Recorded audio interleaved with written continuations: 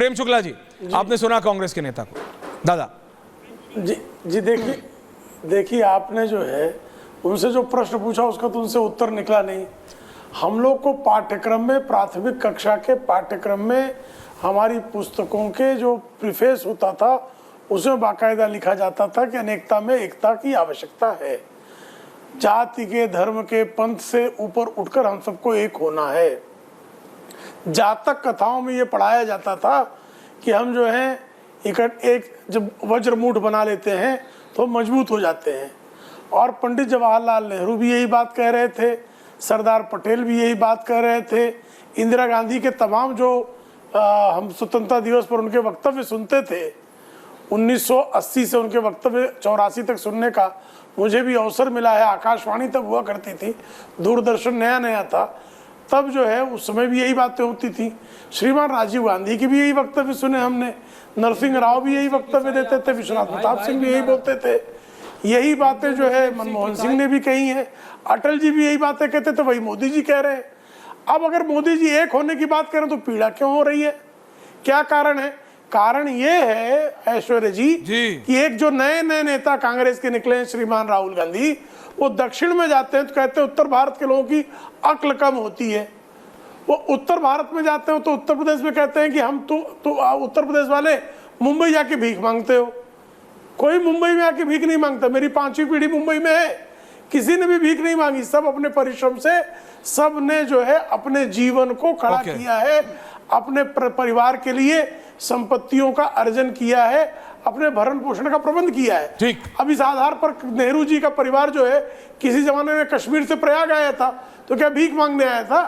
तो इस तरह की बातें करना जो है ये कांग्रेस के लोगों के स्वभाव में हो गया है, जो दक्षिण में जाकर उत्तर को गाली देंगे, उत्तर में जाकर दक्षिण को गाली देंगे। आपको ध्यान होगा पूर्वोत्तर भारत को जो है पूरी तरह से सौतेला बर्ताव चलता था इस देश में।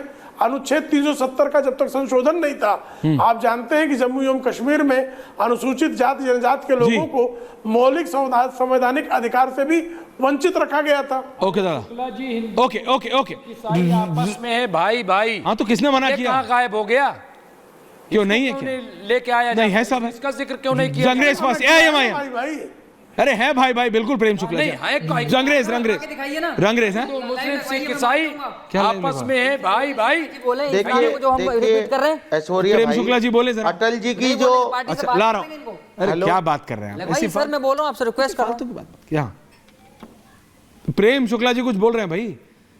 हाँ प्रेम दादा, ऐश्वर्या जी, हाँ प्रेम दादा कुछ कह रहे हैं? हम तो कह रहे हैं जगदीश जी आ रहा हूँ। हिंदू मुस्लिम सिख ईसाई हम आपस में भाई भाई, मत डालो फूट और मत बनो कसाई, नोटिस आ जाए, मत काटो, यही तो कह रहे हैं हम भी, कटेंगे मत बांटो मत काटो। नहीं, हंसो मत हंसो मत हंसो मत हंसो मत। जगदीश शर्मा कुछ बोल रहे हैं, जगदीश शर्मा कुछ बोल रहे हैं घर में। आपका शुक्ला जी, क्या हो गया जगदीश जी? शुक्ला जी बहुत अच्छी बात है, इसी विचारधारा, हम तो यही चाहते हैं कि आपकी विचारधारा ये रहे। वेलकम करते हैं इस बात का, बजाने का काम नहीं करते, बहुत वेलकम कर रहे हैं। क्या बात है, क्या बात है? बिलाल खान क्या होगा भाई भाई, क्या होगा? पार्टी से भी कुछ भी हो सकता है, कुछ नहीं पता। बिलाल रिलैक्स, बटंगों की बात कर रहे हैं। बैक ऑन टॉपिक रंगरेज जी, रंगरेज साहब, ये वक्त का गद्दार कौन है? ये मुसलमानों के साथ गद्दारी कौन कर रहा है? 9.5 लाख एकड़ पे आप मॉल बनाएंगे, गरीब मुसलमानों के लिए कुछ नहीं। कौन है गद्दार? AIM जवाब दे रही।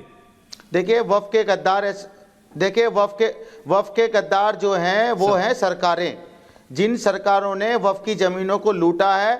और मैं एक बात और कहना चाहूंगा, दो बात बोलो आप दिल्ली में चांदनी चौक में जाइए, जितनी भी बड़ी बड़ी हमारी मस्जिदें हैं और हमारे मदरसे हैं, वफ की संपत्ति है, उन पे सारा अवैध कब्जा जो है वो हिंदू भाइयों का है। वो 10 रुपए, 20 रुपए, 50 रुपए, 100 रुपए, 200 रुपए किराए में, जो आज की कीमत में जो 10-10 पार्लियामेंट वाला तो नहीं है ना की है, उस पर वो जो बैठे हैं वो खाली नहीं कर रहे। नहीं, वो पार्लियामेंट वाला कब्जा तो नहीं है, तो आपने कह दिया था कि पार्लियामेंट भी आपकी है, कब्जाए बैठे हैं। तो ऐसे नहीं, ये जो आप दावा कर रहे हो ऐसा ही तो नहीं। जैसे आपने इंदिरा गांधी हवाई अड्डे पे कर दिया था कि ये भी हमारा है, भारत की संसद पे कर दिया था, शांति निकेतन से लेके पृथ्वीराज रोड तक कर दिया था। देखिए ऐश्वर्या जी, आप बीच में बोलेंगे। अरे मैं आपसे पूछ रहा हूँ ऐश्वर्या जी, आप मेरा फायदा उठा रहे हैं, मैं आज स्टूडियो में नहीं हूँ तो फायदा उठा रहा हूँ। आप ही बोलते रहेंगे सर, फिर आप बुलवाने का तो बोलो ना।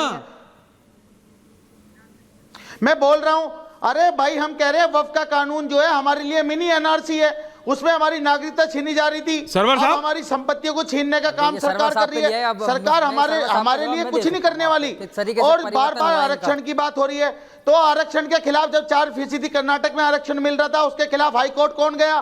भाजपा की सरकार गई, येदियुरप्पा गए, मगर हाईकोर्ट ने कहा कि आरक्षण जारी रहेगा।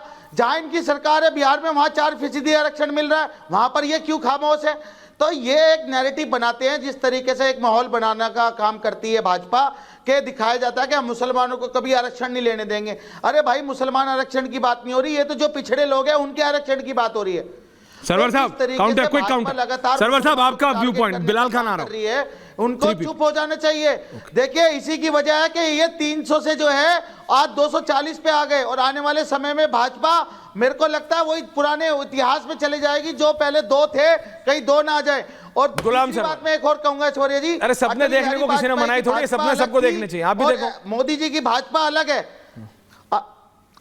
अटल बिहारी वाजपेयी की जो भाजपा मॉल थी, कब वो खाली सबका कर रहे हो साथ, यार? सबका विकास, सबका विश्वास की बाकी बात करती बाद में थी। होगी। और बीजेपी मॉल कब खाली कर रहे हो? करती है। मॉल कब खाली हो रहा है ये बताओ, बाकी बात अगर बाद हमारा में। मॉल होगा हम खाली कर देंगे।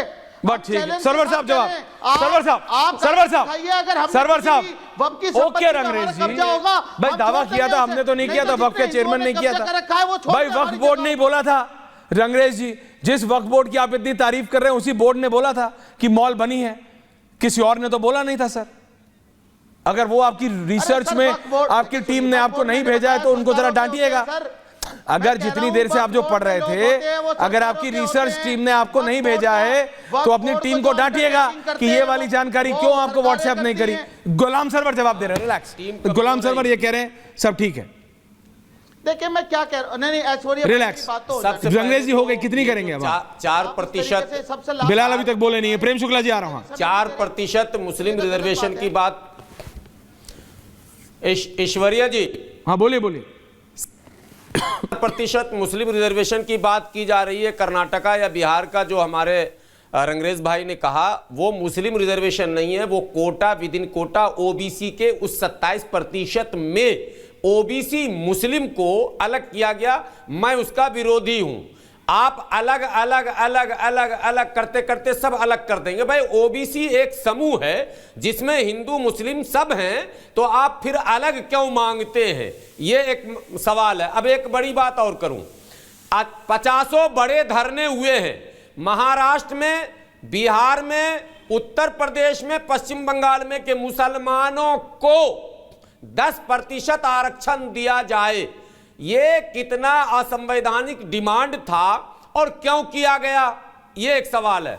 अब जरा जिस को अंग्रेज ने बनाया, अगर वो वाकई वक्त की जमीन पर ही था और उस पार्लियामेंट बदरुद्दीन अजमल साहब, तो जब पार्लियामेंट में वो सांसद थे तो उनको पता नहीं था कि ये वक्त की जमीन है। जब कांग्रेस के वो पिछलग्गू थे तब पता नहीं था कि वक्त की जमीन है। और जब मोदी जी ने संशोधन विधेयक लाया तब याद आया, में आया कि पार्लियामेंट भी वक्त जमीन पर है, स्कॉलर बीजेपी प्रवक्ता वक्त की जमीन पर। क्या बात कर रहे हो बिलाल? बिलाल बिलाल बिलाल बिलाल बिलाल बिलाल बिलाल हिंदू नहीं, बिल्कुल मैं हकीकत बात कहूंगा। प्रेम शुक्ला जी आ रहा हूं। जो लोग 400 पार की बात करते, 240 पे अटक गए हैं, वो हिंदू मुसलमान की बात करते रहते थे, मंदिर मस्जिद नहीं, की बात पॉइंट करते पे आओ रहते ना थे। ये। पॉइंट पे मैं आ गया।